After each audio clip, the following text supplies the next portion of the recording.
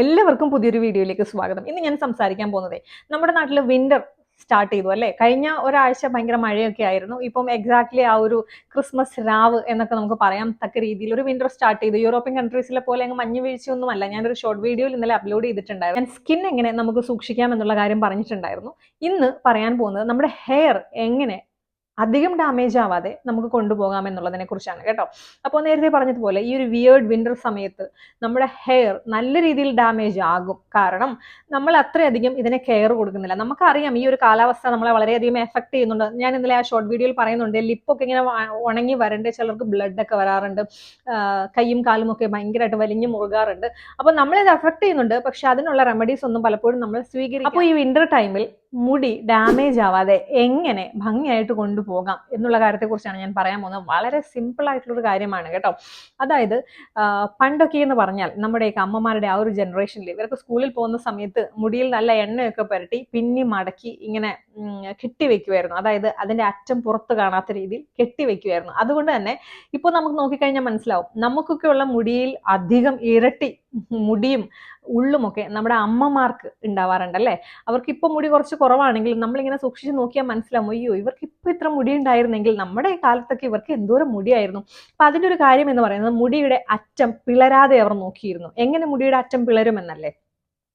ഈ വരണ്ട കാറ്റും, അതായത് ഈ ഒരു വിന്റർ സമയത്ത് എല്ലാവരുടെയും മുടി ഹെയറിന്റെ എൻഡ് സ്പ്ലിറ്റ് ആവും. നമ്മളിങ്ങനെ എടുത്തു നോക്കിക്കഴിഞ്ഞാൽ മനസ്സിലാവും, മുടിയുടെ അറ്റം ഇങ്ങനെ രണ്ടായിട്ട് സ്പ്ലിറ്റ് ആയിട്ടിരിക്കുന്നത് നമുക്ക് കണ്ടാൽ മനസ്സിലാവും.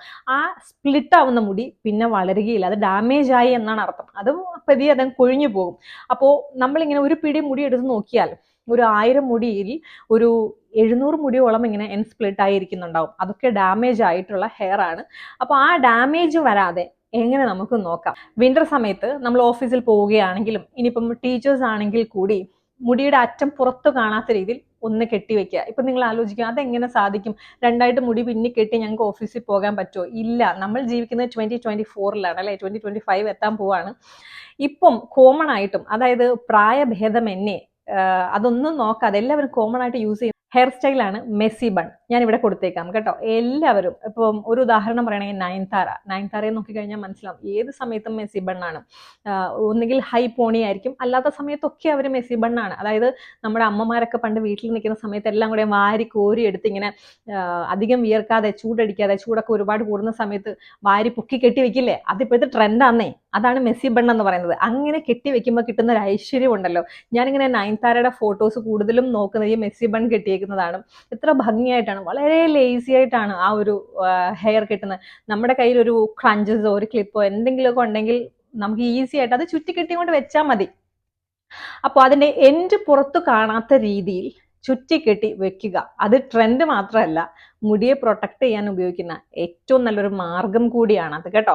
അപ്പോൾ വിന്റർ സമയത്ത് നമ്മുടെ ഹെയർ എത്ര നല്ല രീതിയിൽ പ്രൊട്ടക്ട് ചെയ്യാമോ അത്രയും നല്ല രീതിയിൽ. ഇപ്പൊ എന്തെങ്കിലും കല്യാണങ്ങൾക്കൊക്കെ നിങ്ങൾ പോകുമ്പോൾ മുടി വാരി മെസ്സി ബൺ കെട്ടണം എന്നൊന്നും അല്ല പറയുന്നത്. അതായത് ഒരു 2-3 മണിക്കൂർ അല്ലെങ്കിൽ ഒരു 4-5 മണിക്കൂറൊക്കെ മുടി ഒന്ന് അഴിച്ചിട്ടു എന്ന് വെച്ചിട്ട് മുടി ഡാമേജ് ആവണം എന്നില്ല. ഞാൻ പറഞ്ഞത് നമ്മൾ എല്ലാ ക്ലൈമറ്റിലും ഉള്ളതുപോലെ, ഇപ്പൊ മൺസൂൺ ടൈമിൽ നിങ്ങൾ മുടിയൊക്കെ അഴിച്ചിട്ടുകൊണ്ട് പോകുമായിരിക്കും, സമ്മർ ടൈമിൽ മുടി അഴിച്ചിട്ടുണ്ട് പോയിരിക്കും. അപ്പോൾ വിന്റർ ടൈമിലും നിങ്ങളുടെ ഹെയർ സ്റ്റൈൽ അതാണെങ്കിൽ നിങ്ങൾ അങ്ങനെ തന്നെ അത് ഫോളോ ചെയ്യും.